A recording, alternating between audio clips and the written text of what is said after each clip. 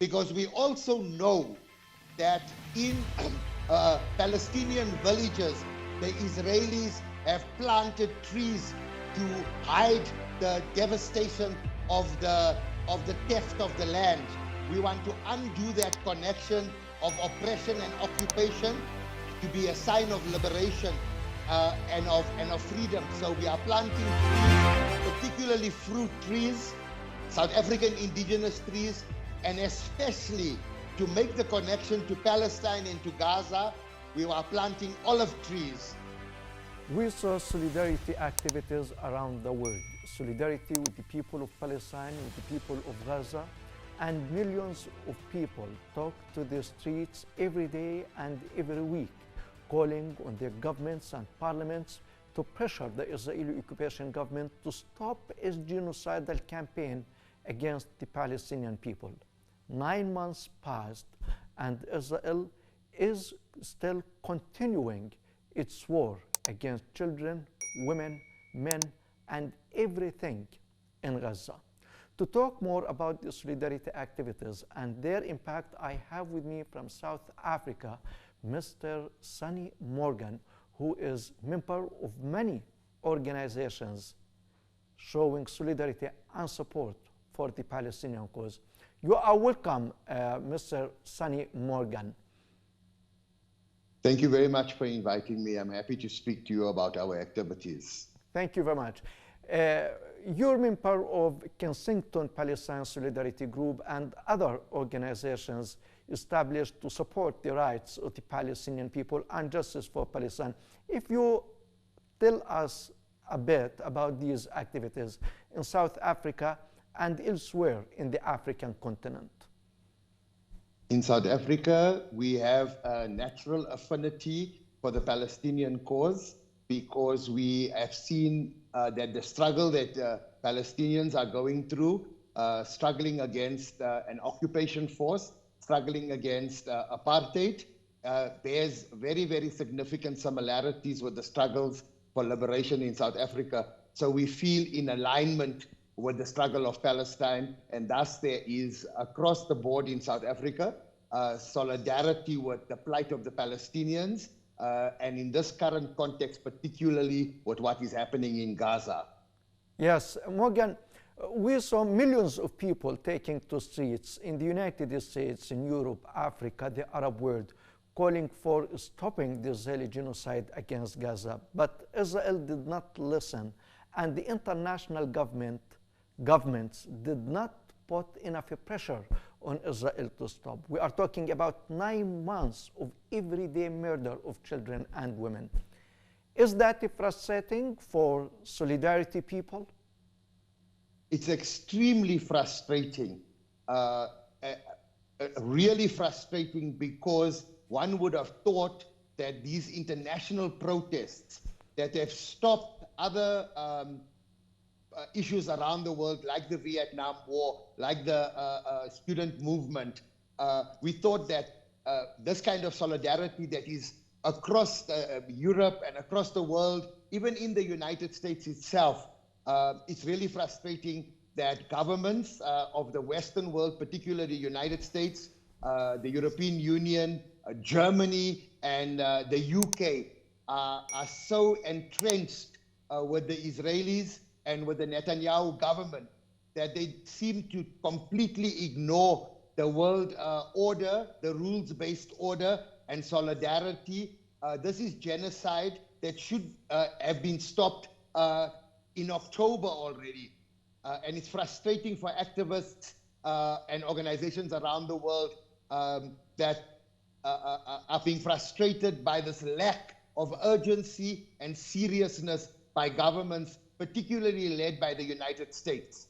Yes, and Morgan, do you think that the Israeli occupation government, mainly the Israeli Prime Minister Benjamin Netanyahu, is seizing the opportunity now, the international silence, the American and some European countries' support for the Israeli genocide against Gaza, silenced by the Arabs and Muslims?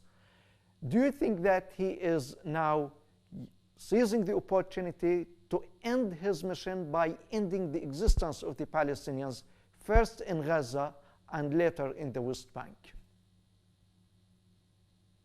So you know, in South Africa, there's a popular saying, actually a popular slogan. It says Netanyahu doesn't want peace, he wants Gaza. He doesn't want peace, he wants the whole of Palestine. And of course, he's emboldened by the support he has from the West. But it's more serious than that. He has now elevated the Israeli occupation above all norms and above all laws in the world, with a total disregard for the rules-based order, for democracy, and he stands alone in that. I know that it's like strange to say that this is a crazy leader. He's mentally not well. And if we want to talk in democratic terms and international diplomatic terms, then this is a genocidal, maniacal leader that has no regard for the norms that should apply across a world that is run by the United Nations, that has organizations in place. Here is total disregard, and he is obviously emboldened by the support from the West. But I think that he actually thinks that that he has a divine right to that land and to the whole of Palestine. That is why they refer to Judea and Samaria when we know it's the West Bank and it's Gaza. So they talk in these kind of terms that give them a special role because they want to separate themselves from what is just the norms that should govern the world. Yes, and in light of this international shameful position, really, and the support the American administration, Germany, Britain, and other European countries are providing to Israel, in light of all that, how should the solidarity activists and the people who take to streets every day in support of the Palestinians' rights, how should they act in order to force their governments, the governments of their countries, to change their position? So I think that it's essential to have non-violent direct action, to have this kind of very visible and public protests. But I think what we need to also do is look at the South African experience, what brought the apartheid entity to an end, and even to the negotiating table, was the boycotts, divestment, and sanctions movement. We have to cripple the Israeli economy. And that is what brought the Afrikaner nation, the Afrikaner leaders in South Africa to the negotiating table. We mustn't underestimate the role of public protest, and to make sure that we don't let up in our frequency and size of our protests, but we have to support international call for the international isolation of Israel, not only in the economic sense, but in the sports arena, at the Olympics, in FIFA, in the cultural and academic spaces. We must call for those kind of actions every single day. We mustn't tire of being on the streets, engaging with our leadership, our parliamentarians, and our civil society organizations. But I think that we have not yet paid enough attention to the BDS movement and the power that it has to bring people to the negotiating table. I listened to some of the academics out of Israel, Israeli academics, Israeli activists, and they have informed us that the economy is under stress. People are leaving from Tel Aviv and the airports are full. We must make sure we keep our pressure up. That is what worked in the South African struggle against apartheid in the 70s, 80s, and early 90s. It will continue to work, and we must encourage it in all spheres of our activities and of our protests. Yes, yes, Yes. Morgan. And in order to stimulate such actions, the actions that must be taken, as you said, We are going to have the Mandela International Day, I think, on the 26th of this month. How can we stimulate these actions using this International Day and relate Mandela Day to what's happening in Gaza and Palestine in general? So Mandela Day is officially on the 18th of July.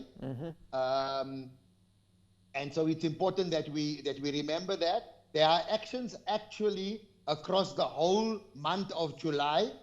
So there has already been actions, and it's not just a South African day, it's an international day. So yes, we must use the stature of Nelson Mandela, who said that our liberation is incomplete without the liberation of the Palestinians. So using his guidance and the fact that he stood up for the liberation of oppressed people across the world, spent 27 years on Robben Island in prison, believing steadfastly in the call for the end of apartheid, also took to armed resistance, not just peaceful resistance, but armed resistance. So using Nelson Mandela's example that eventually brought the South African regime to the negotiating table and successfully negotiated the transition of power away from apartheid to a free and liberated South Africa. It's our desire to see that same process unfold in Palestine. So our own activities inside the country is to, in our particular activity on this coming Saturday, the 20th of July, and obviously other events throughout the month of July, we will be planting some trees in a region in Kensington in honor of the children martyrs, those like Hind that have been killed, and we will name the trees after their honor. And this is a symbolic sense, and we will even be planting olive trees, because we also know that in Palestinian villages, the Israelis have planted trees to hide the devastation of the theft of the land. We want to undo that connection of oppression and occupation to be a sign of liberation and of freedom. So we are planting trees, particularly fruit trees, South African indigenous trees, and especially to make the connection to Palestine and to Gaza, we are planting olive trees. And we are going to name them and take care of them as we would take care of the young martyrs who lost their lives in this heinous crime of genocide. Yeah. Sonny Morgan, member of many South African organizations in support of the Palestinian people's rights, in support of justice for all. It has been a great pleasure having you on our show. Thank you very much. Thank you for the invite. Free Palestine. Thank you, Sonny. Thank you. And ladies and gentlemen, thank you very much for watching. And from you, Osama Nazal, have a nice time.